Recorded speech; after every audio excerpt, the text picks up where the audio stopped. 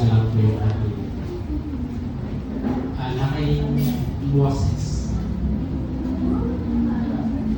Okay, habang hinahanap po yung slide presentation natin, okay lang po ba mga minamahal, mga kaibigan, mga kapatid na tayo ay focus sa isang panalangin?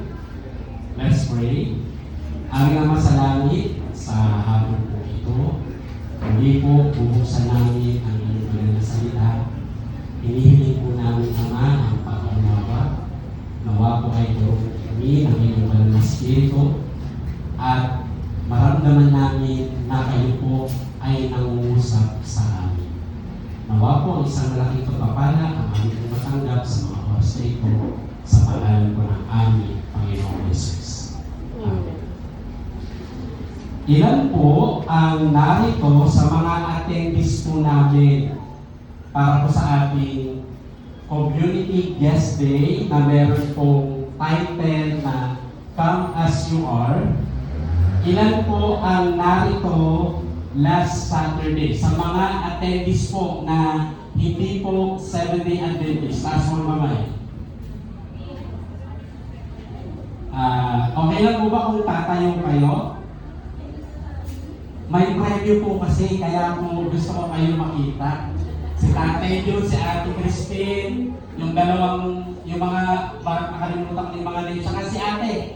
Tama po, ay hindi pala. So, ang ating lang adults, okay na po, pwede na pong umuho. Ang ating pong adults na attendees ay 2 na. Tama po? And yung mga iba ay yung mga maliliit na bata. Sayang kasi 3 po yung ating kabuhayan showcase na ibibigay. Sayang, farmland po sana ito. Okay, so dahil meron lang tayong 2 masugid na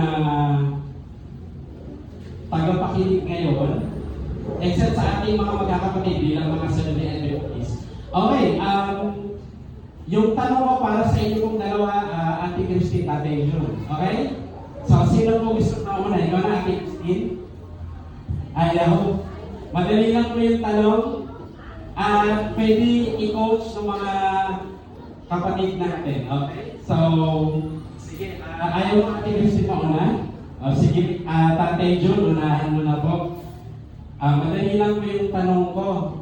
Ang tanong ko po, Tatay Jun, ano po yung karamdaman or sakit ng lalaki doon sa kwento natin last Saturday? Pinaka-nakakabiring sakit? Ito po. Thank you, Tatay Jun. And meron po kayong munting regalo na ibibigay po ng pinakamagandang babae ngayon na nandito sa loob ng church na ito. Huwag na umagal yung iba. Okay? Welcome po, Tatay Jun. And sa'yo, Ate Christine, madali lang ito. Ay, okay lang po kahit hindi na po tumayo. Okay. So, sa lesson natin, natutunan natin na sino daw yung tatanggap sa atin kahit sino or ano pa tayo. Sino daw po yung tatanggap sa atin? Jesus Christ. Amen. Ano pwede isend? Hindi yata kami Facebook na dyan. Yung complete details na to, na nilalaman nito, medyo kakain po ng panahon. But I will try to make it short as much as possible kasi po, yung oras natin ngayong hapon, ito yung pinaka-challenging na oras kapag araw ng Sabat. Bakit kaya? Makantok. Kasi kahit gusto nating makinig, talagang kalaban natin yung antok. Antok yun, lalo na sa mga nagtatrabaho panggabi. Meron ba dito mga night owl employee? Yung mga panggabi, nagkakaintindihan tayo dito.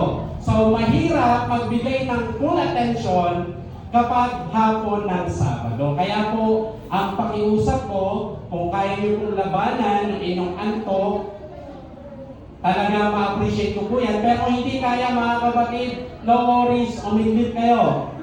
Alright, so, andyan na? Ayun. Alright. So, let's go right away to our lesson this afternoon. Alright. So, dito sa ating serye na Come As You Are, last Saturday, we talk about the leper, yung lalaking may leprosy. And ngayon po, ang pag-uusapan natin sa part 2 ng serye natin is all about the demonia. Ano ibig sabihin po niyan? Sa Bible, ang pinaka-importanting message niya is our genuine individual encounter with Jesus. Ang pinaka-importante, Tatay June, na message ng Bible sa atin ay magkaroon tayo ng totoong pagtatagpo sa Diyos. Why? Kasi kahit yung mga nasa church, marami fake yung encounter sa Diyos. Nagpe-perform, umaawit, nagsasalita sa harap, pero wala talagang totoong connection sa Diyos. Kaya, sa simula pa lang ng kwento ng Bible hanggang sa dulo sa Revelation, ang pinaka-pinatitibay sa atin yung personal encounter. The most important part ng theology is the theology of relationship. Kaya po, sa pinag-uusapan natin na topic, ang inuna ng Diyos para lahat ng tao makaharap sa Kanya, wala munang condition. Pwede tayong humarap sa Kanya, maging ano o sino tayo. Kaya nakita natin yan sa lesson natin last time. Yung isang mamang may ketong, lumapit siya kay Jesus. Alright, now, i-explore pa natin gaano ka-importante yung personal encounter. Now, mga kapatid, tulungan niyo ako dito po para di kayo antukin. Nakikita niyo po yung image na to. Halos magkamukha sila, di ba po? Kilala niyo yung nandito sa left side. Ano po pangalan niya? Oprah. Si Oprah. Eh, yung dito sa right side image, kilala niyo? May name na maliit dito sa ilalim. Nilagay ko talaga kasi hindi siya popular. Pero, medyo kilala yung babae na to. Pero sa kanilang dalawa, mas popular si Oprah. Si Oprah ay naging Oprah, naging successful yung career niya kasi na-encounter niya si Maya Angelou. Another. Ito po. Sa mga studios, sa mga nag-aaral, sino ba ito? Albert Einstein. Theory of Relativity. Walang Albert Einstein kung hindi niya po na-encounter si Max Talbot. Si Albert Einstein na-inspired dahil kay Max Talbot, kaya po siya naging isang great scientist. Okay, punta tayo sa local. Alam na natin ito. Pag may napalito ang EDSA, walang traffic at walang remit sa buong Pilipinas. Kilala natin si Manny Pacquiao. Pero hindi makikilala si Manny Pacquiao sa world arena kung hindi niya na-encounter si Freddie Roach. Si Freddie Roach, yung nag-set up, nag-negotiate lahat ng mga sobrang mga famous, high-end, paying fight ni Manny Pacquiao. And panghuli, idol siguro ito, si Vice Ganda. Walang Vice Ganda kung hindi niya na-encounter, kilala niyo yung director na yan, si Bobet Villanes.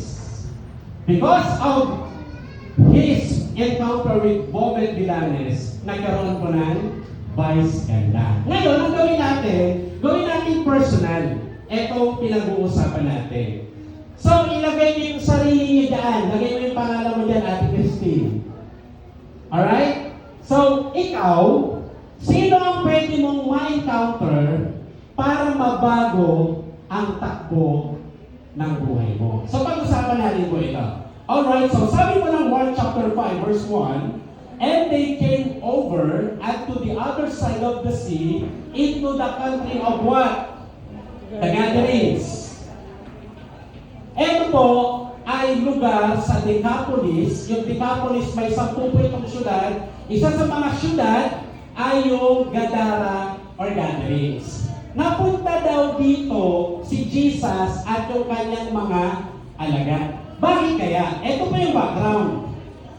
Alam natin yung story na si Jesus at yung mga alagad naglayag, sumakay ng bangka, and then sa gitna ng kanilang paglalakbay sa dagat, na-encounter nila isang malakas na bagyo. Mga Adventist.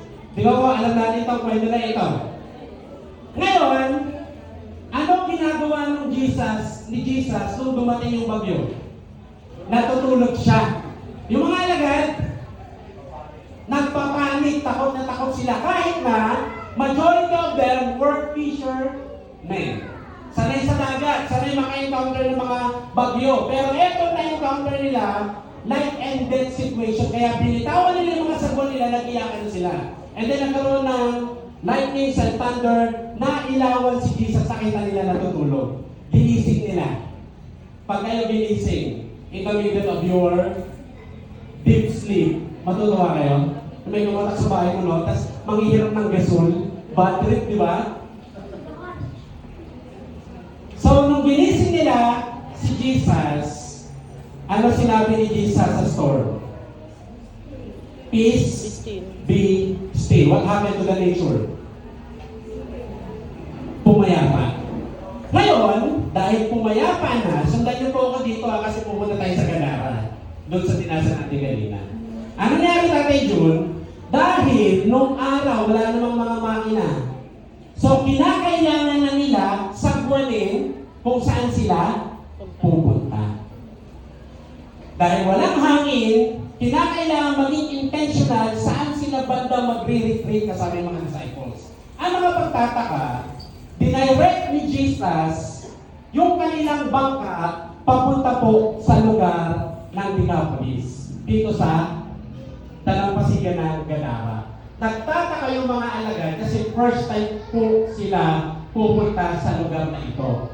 At ang lugar na ito, hindi po ito Jewish province or Jewish country. Ito po ay Gentile country. At sa kanila pong perspective, kapag pupunta ka sa isang Gentile country, or makikisalamuha ka sa isang Gentile, by the way, ang meaning ng Gentile sa Bible, pag hindi ka part ng Jewish bloodline, Gentile ka. Kaya tayo, mga Pinoy, ano tayo? Mga Gentile tayo. So, dahil ikaw ay categorize, address na Gentile, ang tingin nila sa iyo, kahit 10 times ka naligo, unclean ka. So ngayon, nagtataka yung mga alagad, bakit sa dami-daming lugar na pinupuntahan nila, dito sila pumunta sa Gadara. And imagine niyo yung sitwasyon, mga kapatid. Magdamag sila nakikipaglaban sa bagyo. So nung dumating sila doon sa island, basa-basa pa sila. At dahil puyat sila, kung ikaw puyat, pagod, ako na mong hanapin ay matulog, magpahinga. Ngayon, ano nangyari? Pagdating nila sa lugar, anyway, bago ko makalimutan, may burol doon sa island. At sa taas ng burol, may libingan. Sa mga Hudyo, kung maalala niyo yung lesson natin last time, di ba yung leprosy, grabe na sa kanila yun. Bawal nilang hawakan kasi marumi. Sa hierarchy ng mga unclean sa kanila, ang number 1, patay. Bawal humawak sa patay. Pangalawa yung leprosy. Ngayon, dito sa lugar na pupuntahan nila, libingan yung burol. Gusto niyo mag-retreat sa tabi ng Bagbag. libingan, sa bagbag? Hindi maayo, doon mag-retreat. Ngayon, nagtataka sila ang pangit ng lugar, tapos may mga patay pa. And then, ito po yung sumunod na nangyari. And when he was found out of the ship, immediately, there met him, saan daw galing? Out of the tomb. Out of the tombs, a man with what? Unclean. An unclean spirit. So yung lugar, Gentile country, unclean. May mga matay doon sa burol, unclean. Tapos may mama na saan daw lumabas? Sa tomb. Galing sa libingan at papunta sa kanila. Pasugod po ito, walang ilaw nung araw. Wala yung mga lights na meron sa kalsada. Ngayon, paano dinescribe ng Bible yung itsura ng mama na sumalubong sa kanila? Who had his dwelling among the tombs, and no man could bind him. Nilagyan siya ng kadena kasi nga nagwawala, nalalakit siya, no not with chains. Yung chain na nilalagay sa kanya sa sobrang lakas niya kasi possess siya ng unclean spirit. Yung mga nakapalibot sa mama, puro na unclean. Tapos sa loob niya, may unclean spirit. Because that he had been often bound with fetters and chains. Because that he had been often bound with fetters and chains, and the chains had been flapped asunder by him, and the fetters broken in pieces, neither could any man tame him. Hindi nila kaya. Sinusubukan nila i-control yung mga nakatira doon sa syudad na yon, pero sa sobrang lakas ng unclean spirits na nandoon sa mama, hindi kaya yung mga chains na nilalagay nila para maging tame siya. Now, sabi ng verse 5, and always, night and day, he was in the mountains and in the tombs, crying and cutting himself with stones. Ano daw ginagawa niya sa sarili niya, sa katawan niya? May part doon sa Gadara na may mga bato, Tatay Jun, na parang double blade sa talim. Kinukuha niya yon, tapos sinusugatan niya yung sarili niya. Ilan sa inyo dito nagkaroon na, siguro nakakahiyang aminin, nagkaroon kayo ng kamag-anak na nagkaroon ng mental problem?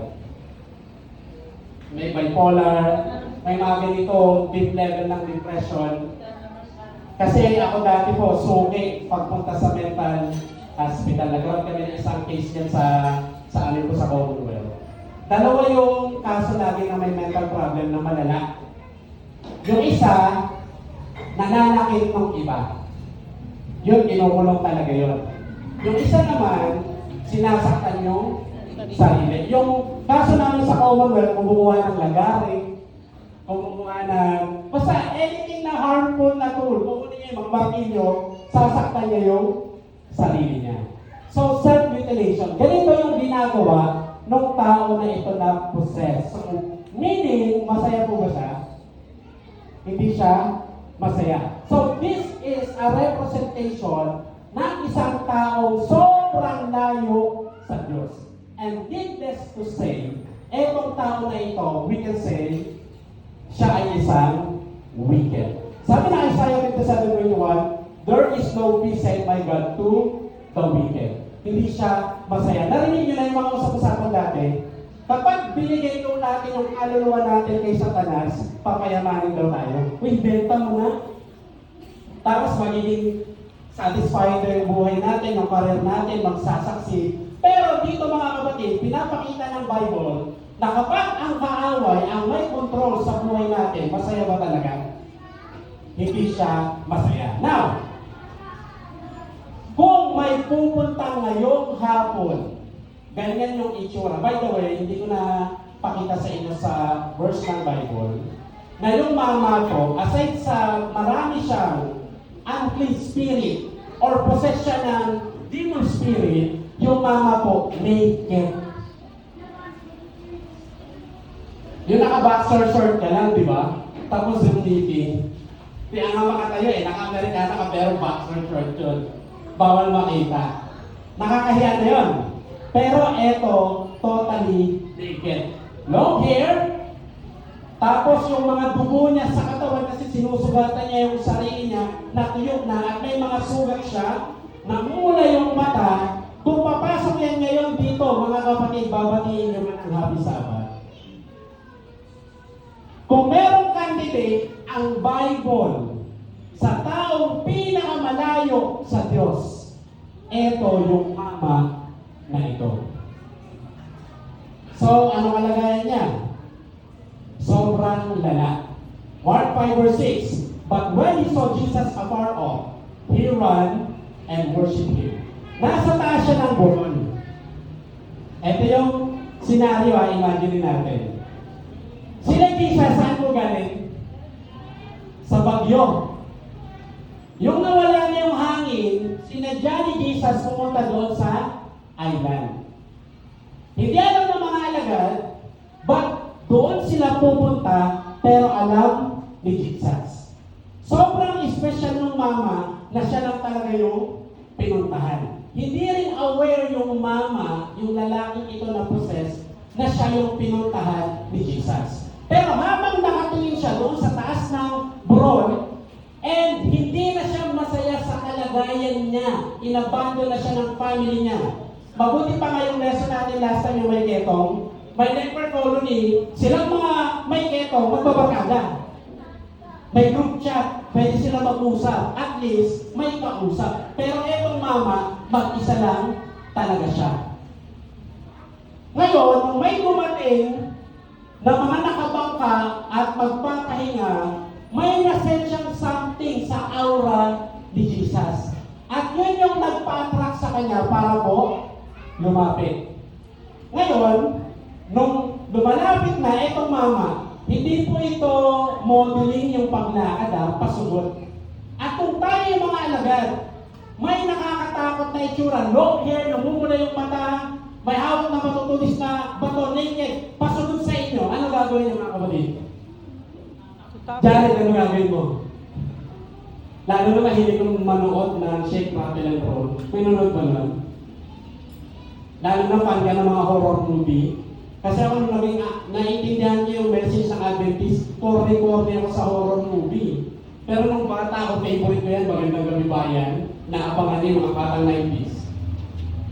So, ganun yung sasalubong sa'yo, nakita ng mga alagad, isipin niyo mga kapatid, puyat yung mga alagad, takot na takot sila kasi muntik na sila mamatay sa bagyo. Tapos yung nakakuha na sila ng konting pahinga, may papasugod sa kanila. Ginawa ng mga alagad, nagtakbuhan lahat. Bumalik doon sa bangka, lahat sila tulong-tulong, tatakas. Paglingon nila, sino nakita nilang hindi tumakbo? Jesus. Si Jesus. Now what happened? Yung mama na ito ay, there's such a word, ultra, super, dirty. Dirty yarn, di ba dirty na nga yung lesson natin last week. Pero may mas dirty pa pala. At may dinagdag, hindi lang dirty yarn. Ano pa? Solid yarn? Ilan kaya yung sumalit sa mama? So, yung brokenness ng taong ito, sobrang extreme. May pag-asa kaya siya? Mga kapatid. Tatay Jun, may pag-asa? Ate Christine, may pag-asa? Kamusta kayo? Ngani? Gaano ka-extreme ng kalagayan nyo? Hindi ka naman ganun ka-broken. Hindi ka lang nireplyan. Hindi lang inart yung post mo, nag-inarti ka kay Lord. So, pinapakita dito yung worst case scenario, yung pinakamalayo sa Diyos. Hinanap ni Jesus. Ikaw pa kaya? Umuwi ka lang naman kapag Sabat. Starbucks na. Kung yun nga, nagawa ng paraan, magagawa ka ba ng paraan? So, kung hindi mo na-enjoy yung spiritual life mo, is there's problem with that? Mga kapatid? Ngayon, yung parang, ano ba itong cycle ng pananampalataya ko? Paulit-ulit na lang. Kaya yun, ano ba itong mga panalangin ko? Parang di naman naririnig. Akala mo lang. Akala mo lang, walang pake ang Diyos sa'yo. Pero yung ama, akala niya walang may concern sa kanya, may pumunta para lang sa kanya. Kaya po dito sa pinag-uusapan natin na come as you are. Yes, lalapit tayo sa Diyos. Pero yung unang ginawa ng Diyos, bago ka pa lumapit, hinahanap ka na niya. Kaya hindi mo talaga siya hinahanap. Ikaw yung hinahanap niya. Ang gagawin mo lang, tanggapin mo siya at ang unang pangako ng Diyos, mahal kita, maging sino ka man, Robin Padilla. Alright. So, Bakit kinakailangan na broken tayo para maging totoo yung encounter natin kay Jesus? By the way, kailangan ba talaga ma-broken tayo? Sino dito nasaktan na? Kaya nagkahiwalay kayo, munti ka na mag-suicide. Ay, grabe naman yun. Pag tinignan natin yung pattern ng Diyos, paano nagiging totoo yung relationship? Lahat ng kwento sa Bible, mga kapatid, na naging successful yung connection nila sa Diyos, dumaan muna sila sa brokenness. Naalala niyo si Job? Naalala niyo si Joseph? Naalala niyo si Peter?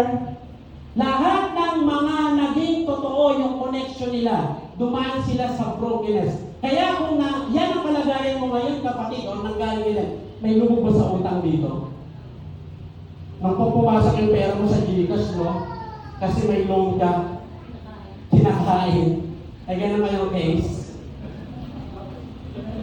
Yung lubog ka sa utang, Lord, corner na ako. Alam mo lang, corner ka. Pero pinayagan ng Diyos, ma-broken ka para magtagpo kayo dalawa. At kinakailangan ma-realize natin yun. Because most of the time, ang Tatay Jun, kung sakali, Ate Christine, kung sakali, nararamdaman nyo, kinakausap kayo ng ating Ama sa Langit. At sa biyaya niya, isang araw, maging bahagi na kayo ng East Fairview Family. Amen? Amen. Kasi excited po kayo, makasama kayo. Magkakaroon kayo ng isang spiritual condition na sakit ng marami. Dahil nasanay mag-church, wala nang gana. Correct? Pag may speaker, di na nakikinig. Nagiging formality and routine ang lahat, pupunta sa church para umuwi. Talaga? Pupunta sa church ang aga-aga pa. Ay, mamaya. Tagaytay. Masarap pa mo na doon? Hindi ko sinasabing masama yun, ha? Per se. Ang sinasabi ko dito, mga kapatid, hindi ka ba na-curious? Bakit ganito na lang lagi yung sitwasyon ko parang walang gana? Hindi ko nagigis yung sinasabi sa Bible. Is it because hindi totoo yung encounter sa Diyos at kay Jesus? Na yung Jesus natin naging theoretical na lang. So, hindi ka on fire, matatapos yung Sabat, parang walang excitement, and then konting yanig lang ng problema, ayaw mo na. Pag-dagro ka pa sa GC, pwede namang ignore lang. Kasi nagtampo ka. So, pinapayagan ng Diyos na magkaroon tayo ng brokenness para maging totoo yung encounter natin sa Kanya. Alam niyo mga kapatid, yung mga personal na nakakakilala sa akin, alam niyo yung pinagdaanan namin. Di ba?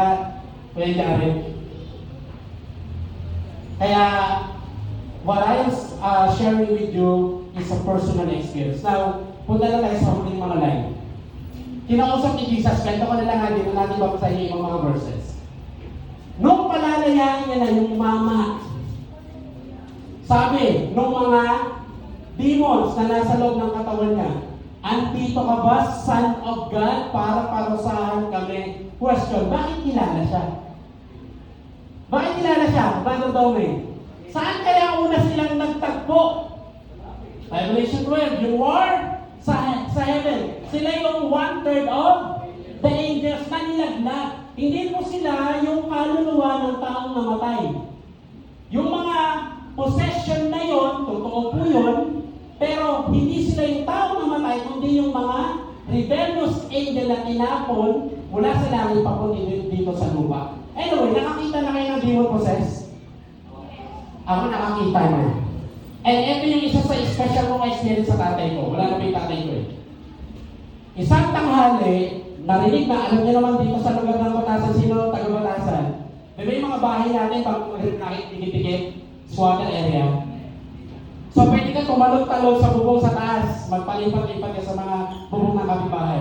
May nag-possess po sa amin.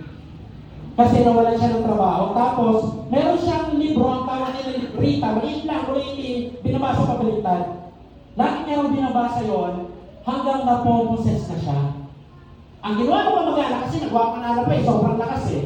Pinagawan nila ng kulungan sa loob ng bahay, ang lalaki kahoy. Kasi malakas siya eh. Isang tanghali, nakatakas. Ngayon, doon kami sa ng tatay ko sa kusina namin. Habang kumakain kami, nakarinig kami ng mga ingay ng bubong. Hindi naman pusang nag-aaway kasi sobrang lakas.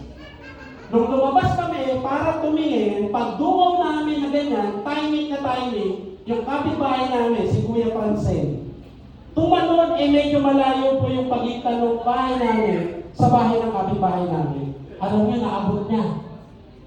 Tapos takbo na naman siya. Tinago siya ng mga relatives niya. Hanggang wala nang bahay siya nalalakaran, nandun na siya sa poste ng Meralco. So may mga dumating na Meralco, alam niyo naman, sa lugar natin, mga marites, nagkumpulan lahat. Ang lakas niya sobra. Ang daming mga kumuha sa kanya, tapos alam niyo po, nag-speak in tongue siya. Ano yung speaking in tongue niya? Naiintindihan. Hindi mo ganun.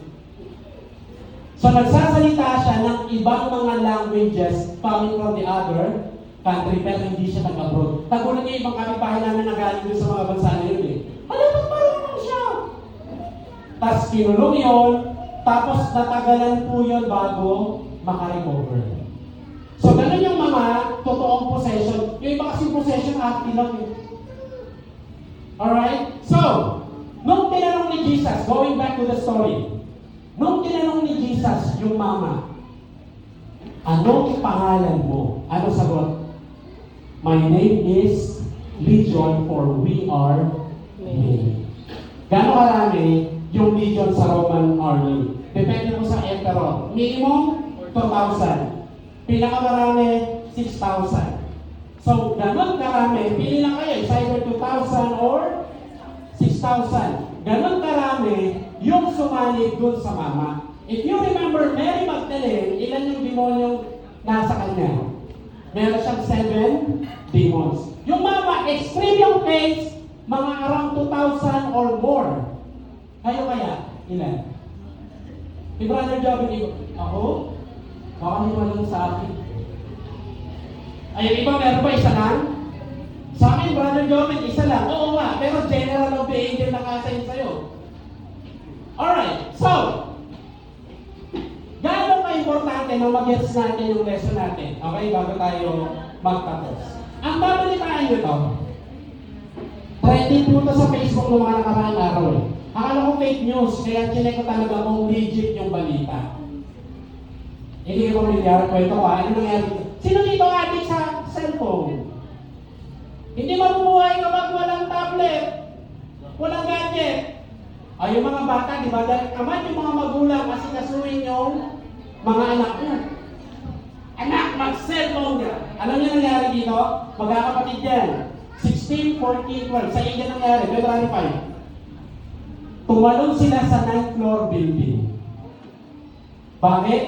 Pinagbawalan ng tatay mag-cellphone ba? Cellphone.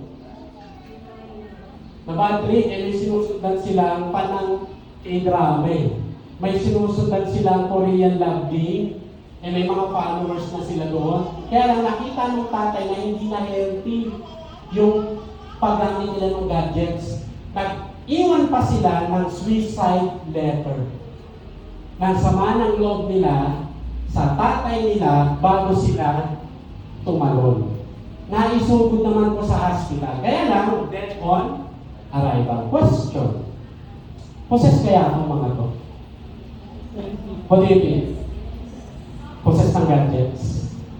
Kaya meron ka ng chronic na parang, di ba ito, sample na. Bumiyahe ka na. Ang lalim mo na. Nasa Pasay ka na. Dito ka galing. Di ba babalik ka? Kasi naiwan yung cellphone mo. Now, tama naman gawin, right? Pero, you know mga kapatid, yung minimum daw na beses kung paano natin inaawakan yung cellphone natin, pinaka-contact 150 times. Di ba dala nyo kaya pag nag-CR kayo? Now, ilang mga items before we finally end. Ngayon, yung lalaki, pinalaya na ni Jesus. Nag-request yung mga demons kasi sa taas ng burol, meron pong babuyan. And alam nyo, sabi ng Bible, gano'n sila karami. Yung mga baboy na nandoon, 2,000. Yung bilang. Nag-request yung mga demonic spirit na sige, iiwan namin tong mamang ito, pero okay lang ba lilipat kami doon sa mga baboy sa taas? Pumayag ba si Jesus? Alam niyo tayo, pumayag si Jesus. Umalis yung mga evil spirits, lumipat doon sa baboy. Alam niyo, ginawa ng mga baboy? Sabay-sabay nag-dive sa cliff. Siyempre, hindi naman sila sanay mag-swimming. Ano nangyari sa mga baboy? Nalunod lahat. Kung ikaw yung mangingisda, tapos nung alam mo nakahuli ka, ang bigat nito, bro. Tapos baboy pala. Okay. Anong lesson yan? Mamaya. So, what happened doon sa lalaki? Mark 5:15. And they come to Jesus and see him that was possessed with the devil and had a legion. Ano na nangyari sa kanya? Sitting and clothed and in his right mind. And they were praying. Nung nakaalis na yung mga evil spirits doon sa mama, ang nakita saan galing yung damit? Kasi naked siya eh. Sa tingin ko, hindi naman binanggit ng Bible, pero we can put between the lines.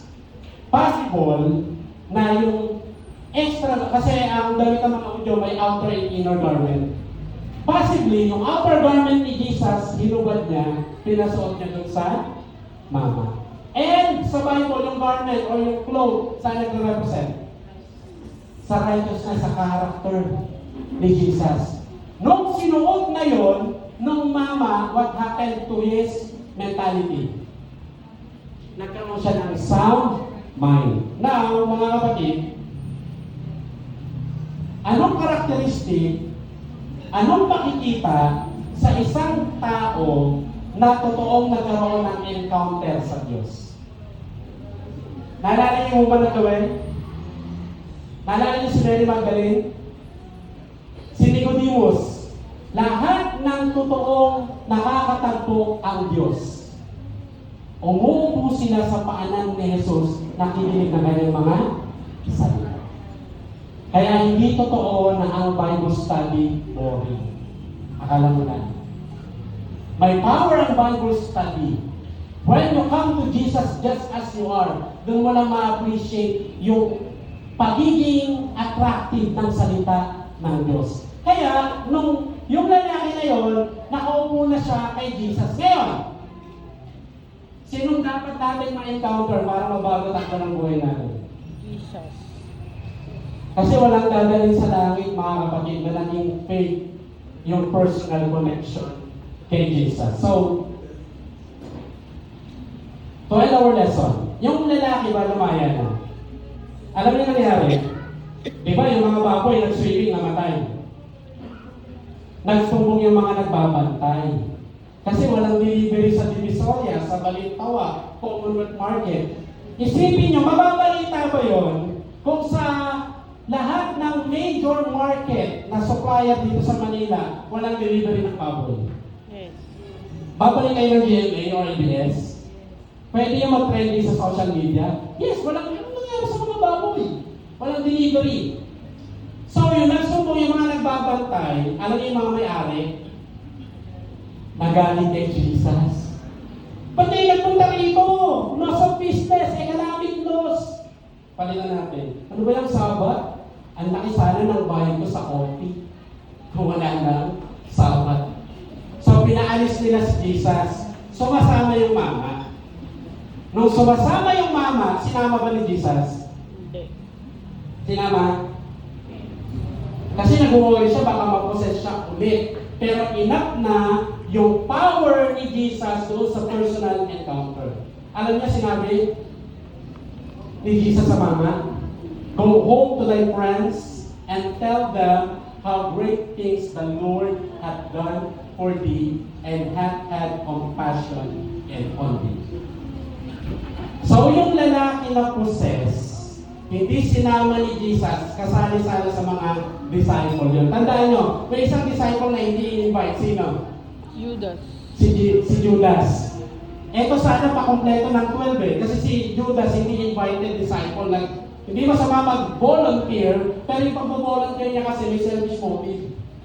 Pero sinabi ni Jesus, hindi mo na kinakailangan sumama sa akin, mag-stay ka dito sa lugar na to, ikwento mo yung personal encounter mo sa akin. Tanong, yung mama marunong mag-Bible study? Hindi.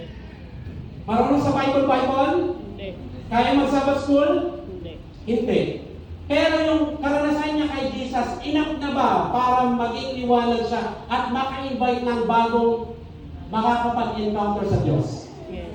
Alam niyo nangyari? Di umalis si Jesus, pinapalis siya eh. Umalis sila ng mga alagad. After ilang months, bumalik sila doon. Alam niyo, pagbalik, almost yung entire city. Kaya nga yung isa sa mga miracle ni Jesus na miracle of feeding of the 4,000 and 5,000. Dalawa yun na version. Yung feeding of the 5,000 sa mga Hudyo. Yung isa, yung feeding of the 4,000 mga Gentile. Imagine, 4,000 people. Sino nag-invite? Yung mamang possessed. Pero nakalaya kay Jesus. So, mga kapatid, to end our lesson, lahat ng may totoong encounter sa Diyos, hindi siya mahihirapan magdala ng kaluluwa kay Jesus. Amen? Kasi may personal testimony yun, gaano ka-powerful yung tinanggap niya. Kaya, eto, final conclusion na. Pasensya na medyo nag-extend ng konti ng ating mga Bible study, mga kapatid. Paano naman sa atin?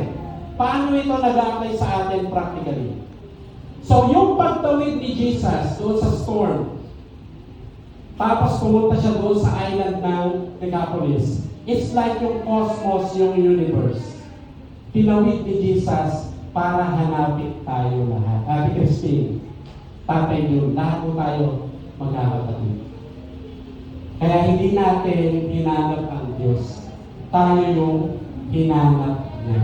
At tatanggapin niya daw tayo kahit ano ba yung kalagayan natin. We can just come to Jesus just as we are. May God bless you all. Happy Sabbath.